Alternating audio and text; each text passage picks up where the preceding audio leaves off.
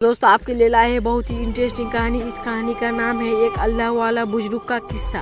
तो चलिए बिना लेट के वीडियो को स्टार्ट करते हैं। एक बुजुर्ग हज के सफ़र पर गए थे। जब वह एक जगह से गुजर रहे थे, उनके हाथ में एक थैला था, उसके कुछ पैसे थे। अचानक एक चोर उनके हाथ से थैला छीनकर भाग गया। जब चोर काफ़ी दूर निकल गया तब अचानक उसकी आंखों की रोशनी खत्म हो गई। आंखों की रोशनी जाते देख उस चोर ने रोना शुरू कर दिया। जब लोग ने चोर से पूछा, भाई क्या हुआ, तो वह कहने लगा, मैंने एक आदमी का थैला छीना है। वह कोई बड़ा अल्लाह का करीबी बंदा लगता है। मेरे आंखों की रोशनी चली गई। खुदा के लिए मुझे उसके पास पहुंचा दो ताकि मैं उससे माफ़ मांग सकूं। जब लोगों ने पूछा कि यह किस्सा कहाँ पेश आया, तो कहने लगा, फला नाई की दुकान के करीब पेश आया। लोग उसके उस दुकान पर ले गए और नाई से पूछा कि इस तरह का कोई आदमी यहाँ से गुजरा है, आप इसे जानते हो? उसने कहा, मुझे उसका घर तो पता नहीं है, हाँ मगर नमाज के लिए वह आता जाता रहता है।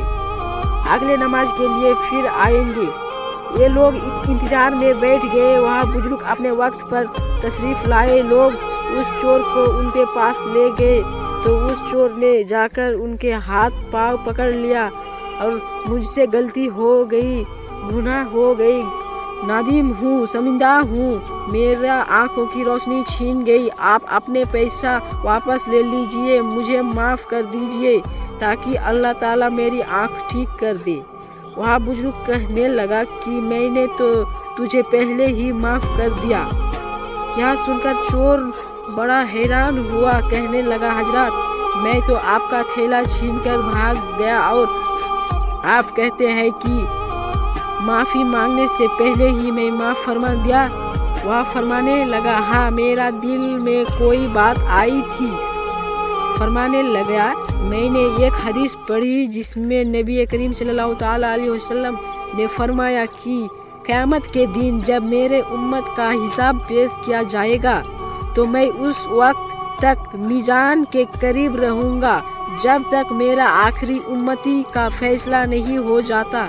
मेरे दिल में यह बात आई कि अगर मैंने इस चोर को माफ़ नहीं किया तो क़यामत के दिन यहाँ मुकदमा पेश होगा और जितने देर मेरे मुकदमा का फैसला होने में लगेगी, अल्लाह ने नबी अलैहिस्सलाम को उतनी देर जन्नत से बाहर रहने पड़ेगा।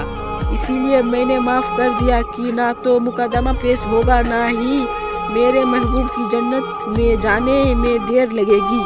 वह जल्द ही जन्नत में तशरीफ़ ले जाएंगे। प्यारे दोस्तों, अगर इस कहानी से आपको कुछ भी इल्म हासिल हुआ तो कमेंट बॉक्स में ज़रूर बता के जाइएगा।